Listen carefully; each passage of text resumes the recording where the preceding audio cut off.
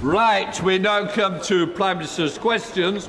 We start with Serena Brackenbridge. Thank you, Mr Speaker. Question 1. Prime Minister. Thank you, Mr Speaker. Our armed forces are working day and night to protect British lives and British interests in the Middle East. The RAF have flown over 230 hours of defensive operations over multiple countries, shooting down multiple drones, protecting British lives and our allies. We thank them for their courage and for their professionalism. Mr Speaker, this morning I had meetings with ministerial colleagues and others. In addition to my duties in this House, I shall have further such meetings later today.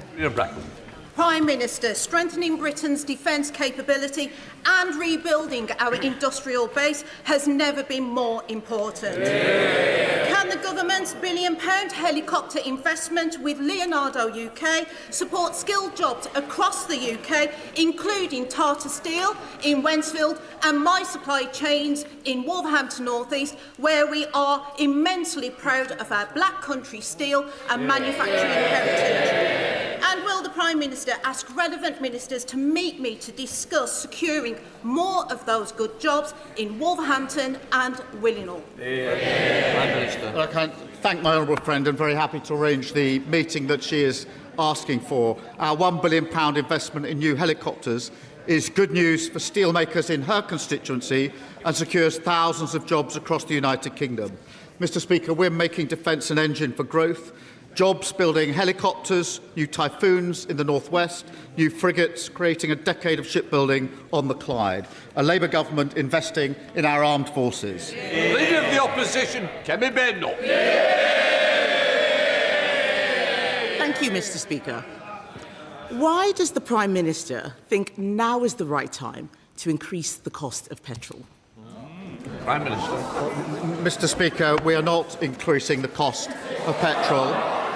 We're absolutely clear in taking the measures that are necessary to deal with the impact of the conflict in Iran. We're dealing with that with other allies. We're taking the necessary action. But the best thing that we can do, Mr Speaker, is to work with others to de-escalate the situation. And Mr Speaker, as I said to the House last week, I took the decision that we should not join the initial US-Israeli offensive against Iran. The Leader of the Opposition attacked me for that decision relentlessly. She said that the UK should have joined the US and Israel in the initial offensive strikes. Mr Speaker, then yesterday, in the wake of the economic consequences, the Leader of the Opposition totally abandoned her position. She told the BBC, I never said we should join. She told the BBC, I haven't said we should have gone in with the United States. That is the mother of all U-turns on the single most important decision a Prime Minister ever has to take, whether to commit the United Kingdom to war or not. Mr Speaker, I think the mother of all U-turns is him saying that they're not increasing fuel duty. That is news to us because last week the Chancellor stood up and said the fuel duty was going to increase in September. The Prime Minister told us at the start of the year that the cost of living was his #1 priority. So can he explain how a rise in fuel duty helps with the cost of living? Mr Speaker, fuel duty is frozen. It's going to remain frozen until September, and we will keep the situation under review in light of what's happening in Iran. But, Mr Speaker,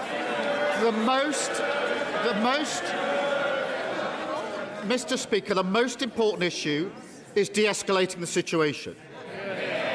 And I come back to the Leader of the Opposition's position because this is one of the most important decisions a Prime Minister or Leader of the Opposition ever has to take, whether to commit your country to war. The day after the initial US-Israeli strike started, her Shadow Foreign Secretary said that the US-Israeli initial attacks were absolutely right, and it is a position my party supports. She said, why has the Prime Minister not actually worked with America to be much more proactive? Last Wednesday, Leader of the Opposition. We are in this war whether we like it or not. What is the Prime Minister waiting for? Then yesterday she says, I never said, I know they don't want to hear it. I know they don't. I wouldn't want to hear it if I were them. After all that, she says... Order, order. Enough is enough. I can't hear it. Who wants to lead the first ones out? Right, we'll have a little bit more silence. Prime Minister. So after 9 days of saying, join the war, join the war, join the war, yesterday she says, I never said we should join. I haven't said we should go in with the US. I'll tell you what's happened, Mr. Speaker. She and the Reform leader have been spooked because they realise they've jumped into supporting a war without thinking through the consequences. And now she's furiously trying to backpedal. Kemi Badenoch. The Prime Minister seems to be asking last week's questions. This week, I'm asking about fuel duty. He has said that he wants to help... Mr. Speaker, he has said that he wants to help with the cost of living. My constituents live in a rural area. They rely on their cars to get to the shops, take their kids to school, see their elderly parents. And they tell me the rising cost of petrol is the single biggest cost affecting family finances. So does the Prime Minister not understand how important cars are to people in rural areas, or does he just not care? Prime Minister. Mr. Speaker, we're working across all departments and with allies to deal with the impact of the conflict in Iran, as the House would expect. But she says about, if I'd asked her last week, her position would have been, we support the initial strikes and we want to join the war. This week she says, we don't want to join the war. I'm sorry, that is a screeching U-turn. And Mr. Speaker, this is in this job, you don't get a second shot at making the right call on taking your country to war.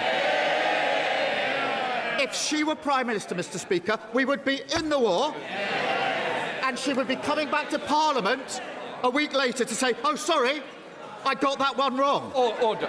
Order. Order! I'm sorry I'm interrupting you, but unfortunately, we've got to stick to Prime Minister's questions, not opposition questions. Kemi Badenoch. Mr. Speaker, he said if I were Prime Minister, HMS Dragon would have left a week ago. The only time...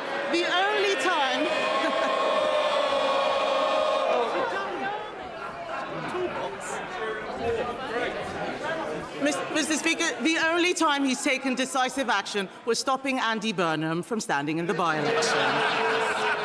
But let's talk about what the people out there are worried about. I heard from a builder, Mr. Speaker, who has 115 employees using 75 vans. With the jobs tax, sky-high energy bills, and now a hike in petrol prices, that builder is having sleepless nights. How does the Prime Minister justify a rise in fuel duty to that small business owner and millions more like him up and down the country? Prime Minister. There hasn't been a rise. It is frozen. There isn't going. It is frozen until September. And Mr. Speaker, she mentions the HMS Dragon. Can I first start by thanking the Royal Navy who are serving on HMS Dragon? Can I second say that what's been happening is it's been carefully being loaded with the anti-strike ammunition and capability that it needs. And the Navy and civilians have been working 22-hour shifts in relationship. But in relation to those that are taking the action to defend us, what does she say? Just hanging about. Just hanging about. That's how she described our pilots in the region. Let me tell you what they've been doing. Flying sorties in 7 of the 10 countries in the region day and night.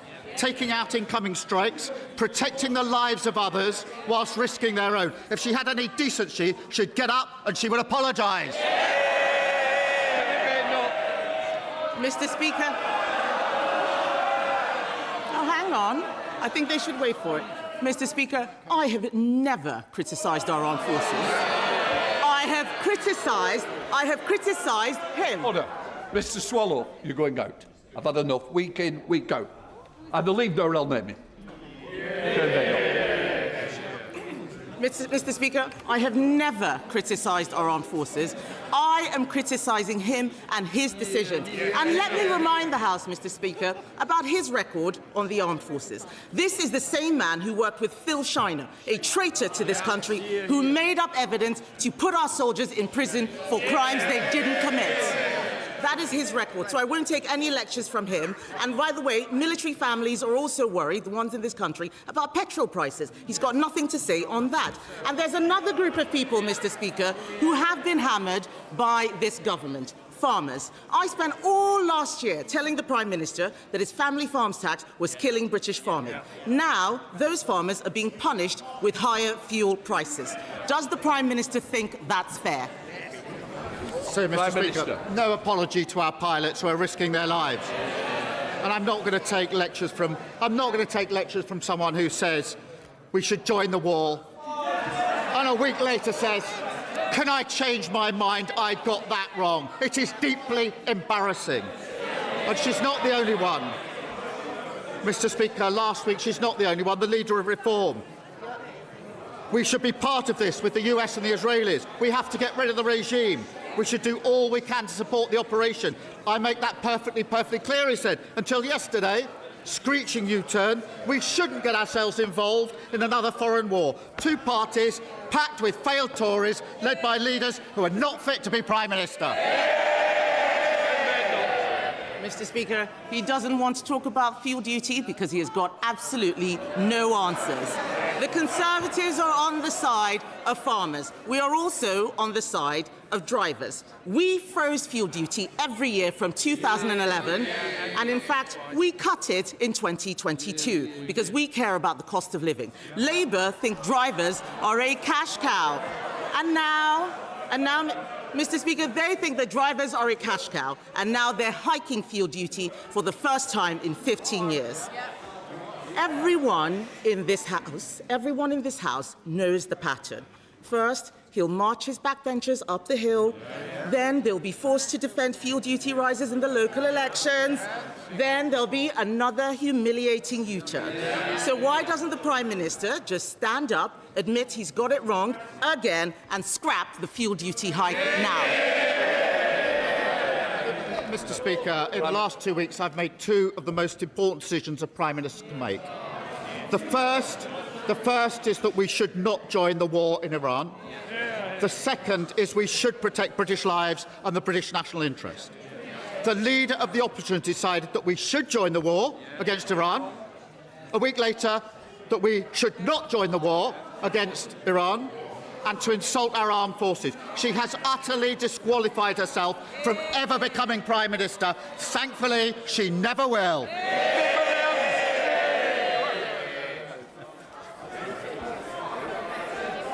Thank you, Mr. Speaker. As the Prime Minister knows, my mum proudly worked in the pot banks of Burslem and Tunstall and is watching at home right now. Tomorrow is International Day of Ceramics, and that matters deeply to Stoke-on-Trent, the historic heart of Britain's ceramic industry. And Newcastle underlined. With energy prices rising, again, due to global instability, will the Prime Minister please tell my mum and our fellow Stokies what additional support the government will give energy-intensive industries like ceramics so the kilns of Stoke-on-Trent can fire for generations to come? He raised a really important issue, and I know that not only will his mum be watching, but his constituents, who he serves very, very well. Our supercharger will significantly reduce costs for thousands of major industries. eligibility for the scheme is being reviewed this year. I can tell my honourable friend we're working with the ceramics industry on whether the scheme can be extended to more firms. Under the last government, industrial energy prices doubled and over 1,000 jobs were lost in the sector. We will not tolerate that. Said David, Leader of the Liberal Democrats. Thank you, Mr. Speaker. May I pay tribute to the honourable member for Warrington North for her powerful and courageous speech in the debate on jury trials yesterday. I really hope the Prime Minister was listening. Mr. Speaker, 30 years ago this week, a man carried 4 handguns into Dunblane Primary School and murdered a teacher and 16 children. I was deeply moved by the BBC documentary about it last night and the courage of the parents who campaigned for a ban on handguns to keep other children safe, including Mick North, who lost his 5-year-old daughter Sophie on that dark day. He's rightly called on the honourable member for Clacton to renounce his description of the handgun ban as, and I quote, ludicrous, something the member still refuses to do. And Mr. North has also called for a review of firearms legislation to close any loopholes. Does the Prime Minister agree? Prime Minister. Well, I certainly do, and we must never forget the horror of Dunblane and never forget the young children and their teacher who did not come home from school. The campaign that families fought to make this country a safer place is a lasting legacy, and we should be enormously grateful for their courage. Sir Ed Davey. The Prime Minister for his reply, and I hope the government will close any loopholes. Mr. Speaker, this week families across the country have seen petrol prices rise at the pump, mortgage rates go up, and fixed energy deals get more expensive, all because of a war they did not start and do not support. The Leader of the Conservatives has been competing with the honourable member for Clacton to be Donald Trump's biggest cheerleader. And the Prime Minister was right to reject their costly warmongering. But last week, I asked him to guarantee that energy bills won't rise by hundreds of pounds in July. He didn't answer. So let me try again. Will he give people that energy bill guarantee now? Prime Minister. Can I thank him for raising this, because people will be really worried about the impact on them, and just to reassure households that the cap is in place until the end of June, until July, and therefore that deals with the situation for households there. We are working with the sector and with others and with allies to do everything we can to make sure those energy bills don't rise, so we're working round the clock on that. The most important thing, the most effective thing we can do is to work with our allies to find a way to de-escalate the situation. He's right about the Leader of the Opposition, the Leader of Reform. Last week they were urging us to join, this is serious, to join. If they had been leading the country, we'd be in a war, and they'd now come to Parliament to say, oop. Order. Prime Minister. Who said lying again? I want that withdrawn. I did. Is that withdrawn? And I'll deal with it, thank you. I don't want any more off the front bench. We take it very seriously, and calling another member a liar is not acceptable. Prime Minister. Thank you, Mr. Speaker, and so that's our position. Josh Dean. Thank you, Mr. Speaker. Too often I hear from SEND families in Hertford and Stortford whose children have been left out of education for months or even years because they can't get a school place that meets their needs within a reasonable distance. I'm campaigning for more investment in the bricks and mortar SEND provision that semi-rural communities like ours need, so families can access support early and easily and their children can thrive in education. So will the Prime Minister back my campaign to expand SEND provision in Hertford and Stortford, and will he arrange a meeting with the relevant minister so we can discuss it in more detail? Yeah. Prime Minister. Mr. Speaker, he's right. Families are crying out for change, and that's why it's really critical we get this right. Our reforms will fix the broken SEND system, where parents have to fight for support, replacing it with tailored support personal to a child's need. A Best Start family hub in every local authority with a dedicated SEND practitioner will help families with face-to-face support they need. My honourable friend's a great advocate on this issue, and I'm happy to make sure he gets the meeting that he's asking for. Stephen Flynn. Mr Speaker, let's be clear. Donald Trump's war in Iran is illegal, and the situation that has unfolded since is verging on insane.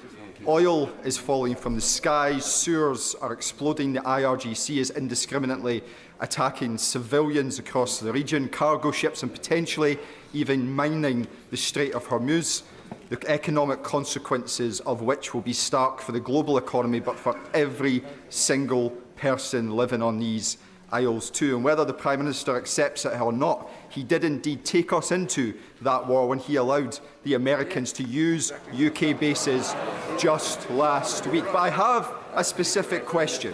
He'll have seen the same footage I have of an American Tomahawk missile landing on a primary school, killing 110 children. Does he believe that to be a war crime? Prime Minister. Mr Speaker, we're all concerned by that footage, but let me be absolutely clear with him. We have 300,000 UK nationals, including Scottish citizens, in the region. Strikes, missiles and drones are being fired into the region, putting them at great danger. We are taking action to protect them. I'm astonished that the SNP says don't take action to support Scottish citizens in the region. It's outrageous. Peter Dowd. Thank you, Mr Speaker. National Highways, the government-owned company, has reneged on a promise to replace a demolished footbridge at Park Lane West in Netherton. It crossed one of the busiest roads and junctions in Merseyside, used by countless residents, particularly children and parents going to and from infant and primary school. My constituents have requested that that bridge be replaced with no ifs or buts. Will the Prime Minister support my constituents' very reasonable request to honour that promise made by National Highways? Can I thank him for campaigning for his constituents, his residents, who are obviously concerned about this. As I understand it, National Highways has concluded the best option for all users, pedestrians and cyclists, is a new crossing. But I thank him for raising the points, and I'll be happy for ministers to continue discussing with him the options. Thank you, Mr Speaker. This afternoon, the Mandelson papers, or the first tranche, will be released, bringing into the light for the first time UK institutional knowledge of Jeffrey Epstein and those associated with him. But here in the UK, we have our own Epstein, Mohammed Fayed, and the institutions that supported his crimes. As a co-chair of the APPG for the survivors of Al-Fayed and Harrods, along with the Honourable Member for Lichfield, we welcome the actions of the Metropolitan Police in recent days, but we continue to call on them to describe those crimes as what they were, trafficking. Does the Prime Minister recognise that characterisation, and will he meet with the APPG and survivors to hear their asks? Prime Minister. Can I thank you for raising this really important issue, and I discussed it with the Honourable Member for Lichfield last night, particularly the approach of the APPG, and thank her for her important work on this issue. I'm very happy to meet the APPG and the victims. I think it's very important to do so. She'll know there's an ongoing police investigation, but that doesn't mean that we can't have the meeting and listen to those that need to be listened to. Thank you, Mr Speaker. Team Derby is our partnership making sure that the billions of pounds in investment that this Labour government is bringing into Derby benefits the people of Derby in regeneration, skills and good jobs. The government's record investment in Rolls-Royce submarines means hundreds of new jobs and apprenticeships in Derby. So will the Prime Minister firmly reject the Green Party's defence policies, which would decimate jobs in Derby and leave the United Kingdom unprotected? Can I thank her? Derby is part of our industrial heritage and has a bright future. Initiatives, as she says, like Team Derby are so important to strengthen key sectors like defence, creating jobs and growth. Our £9 billion deal with Rolls-Royce to boost our fleet of nuclear submarines is testament to that, creating more than 1,000 jobs and safeguarding 4,000 more. Those that oppose all that must answer to the working people that they claim to represent. Gangam Mahendra. Prime Minister will be happy that I'm not going to ask about fuel duty. Businesses across South West Hertfordshire are telling me they're now reluctant to take on young workers due to this government's rise in employer national insurance contributions and the crippling Employment Rights Bill. With almost 1 million young people now not in employment, education or training, how exactly does the Prime Minister plan to get Great Britain working again? Mr. Speaker, we're putting in place the youth guarantee, which helps young people into work. It is a serious issue. I would remind him that on their watch, 1 in 8 young people were neither in education, training or work. Stringer. Mr. Speaker, the National Audit Office report on Northern Powerhouse Rail, which came out on Monday of this week, surprised none of us in its conclusions that lack of engagement by the Department of Transport with mayoral authorities, local authorities and other involved parties in the north of England was leading to poor programming and lack of investment in the rail system in the north of England. We deserve in the north of England a rail system fit for the 21st century, not the 19th century, which is what it is fit for. Investing in the rail system will enable growth in the north of England, which will benefit the whole of the country. Will the Prime Minister take a personal interest in the slowness of investment in the rail system so that we can have that growth? Prime Minister. Well, thank you for raising this important point. The party opposite gave nothing but false promises for a decade. We will deliver the biggest transformation of transport in the north for a generation, providing up to £45 billion of funding to deliver. We're taking forward all recommendations from the NAO report. That doesn't change the planning or the trajectory of the project. Dr. Andrew Morris. Mr. Speaker, grant cuts and over-optimistic Treasury assumptions on council tax base growth mean that 8 fire stations and 96 retained firefighters across Wiltshire and Dorset face the axe. Would the Prime Minister please facilitate an urgent ministerial meeting for Wiltshire and Dorset MPs to discuss extending the precept flexibility permitted elsewhere at no cost to the Treasury to our fire and rescue service, so its fire stations and its dedicated firefighters can continue to serve our community? Prime Minister. I thank him for raising this. I don't know the details in the particular case, but I will make sure that the relevant meeting is set up so that the details can be explored. Thank you, Mr. Speaker. Russia's continued assault on Ukraine has devastated its healthcare system. Hospitals are under extreme pressure and their critical shortage of specialist staff to treat the injured. That is why I, along with other British physiotherapists, travelled to Ukraine to train clinicians who are working under unimaginable strain. Will the Prime Minister join me in thanking Tanisha Sandhu, Daniel Sim, Kay Joe, Andrew Jaggi for the remarkable work, and will he commit to expanding UK-Ukraine clinical training partnerships? Yes, I will, and can I pay tribute to her and the rest of the delegation for their commendable work in Kyiv.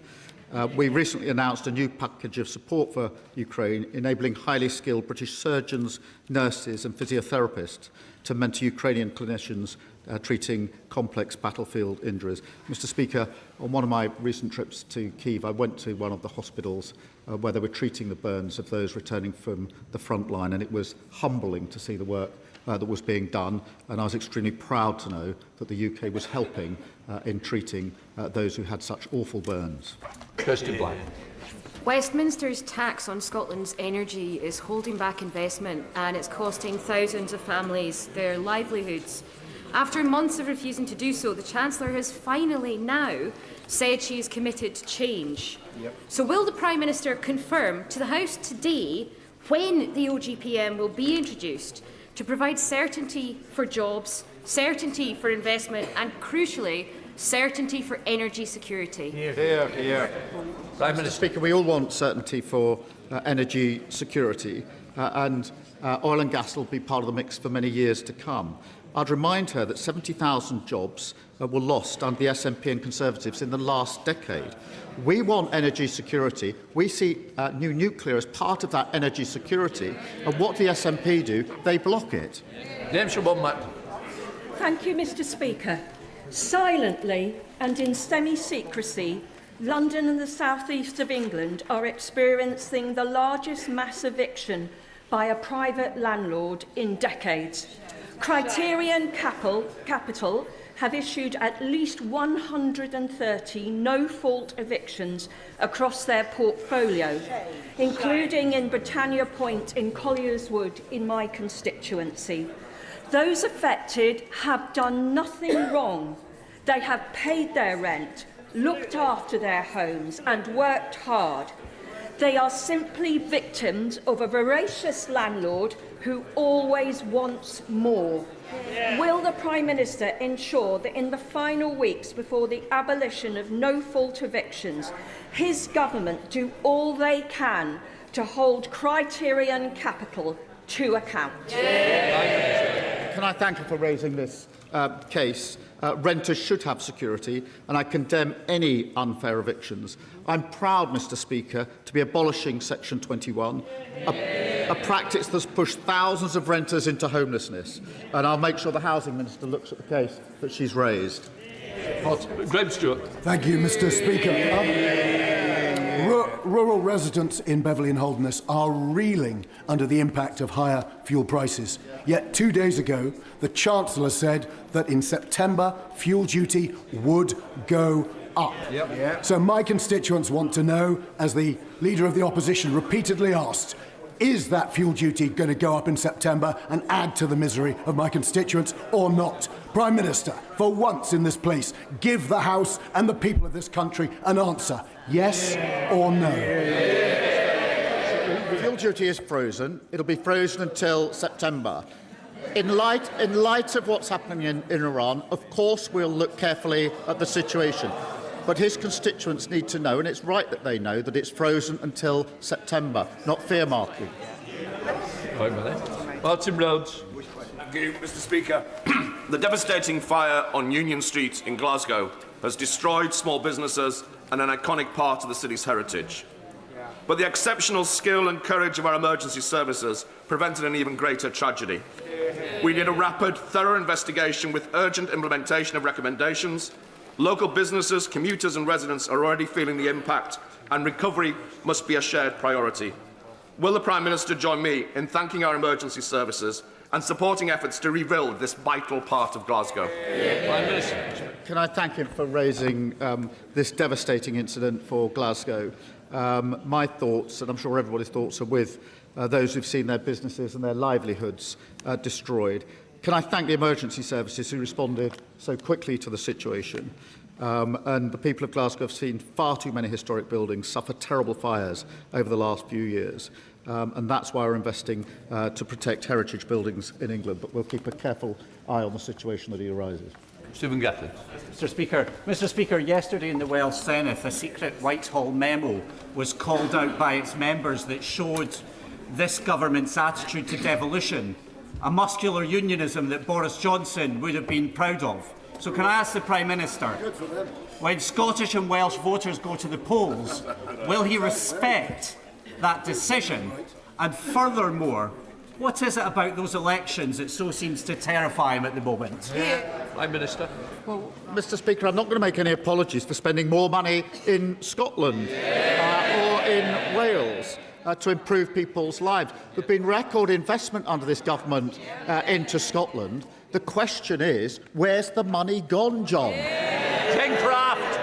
Thank you, Mr. Speaker. Last week, members from across this House and the other place felt compelled to write to Joe Boydell, the Chief Executive of Travelodge, following reports that in 2022, a man was given a key card and the room number of a woman staying alone in one of their hotels by staff. entered her room and sexually assaulted her. Most alarmingly, statements made by Travelodge implied that staff had acted fully in line with their security and safety protocols and within industry standards. Will the Prime Minister join me in urging Ms Boydell to take us up on our invitation to meet with all interested members of this House and the other place to outline what action Travelodge are urgently taking to meet their duty to safeguard women staying in their hotels? Can I thank her for raising this absolutely shocking case and for talking to me last night about the details of it. My thoughts are with the victim, who had a right to be safe and who has failed in the most appalling way. Travelodge must take serious action to ensure such an appalling incident can never happen again. I'm concerned at reports that they haven't met members of Parliament. They should do so, and I should add that the Safeguarding Minister wants to meet them as well, and they should do that as well. Vicky Slade. Thank you, Mr Speaker. 2 weeks ago, it was confirmed that no extra time will be provided in the other place to allow the assisted dying bill to complete its course. If this blocks the will of this democratically elected House, it will be a travesty for democracy and, more importantly, a tragedy for all those who are relying on it and have waited so long, not least my own dad. Will he act now to prevent the dismissal of the views of 76% of the public, especially as other parts of our country approve it, and so secure a real legacy for social policy in this Parliament? Prime Minister. Can I thank her for raising this? And I know there are strong views, and I acknowledge her personal connection in relation to this, which shows how serious the issues are. It is a matter of conscience. It's for Parliament to decide the passage of the legislation and any changes. Scrutiny is a matter for the other place. We have a responsibility to make sure any legislation is workable, effective and enforceable. That completes Prime Minister's questions.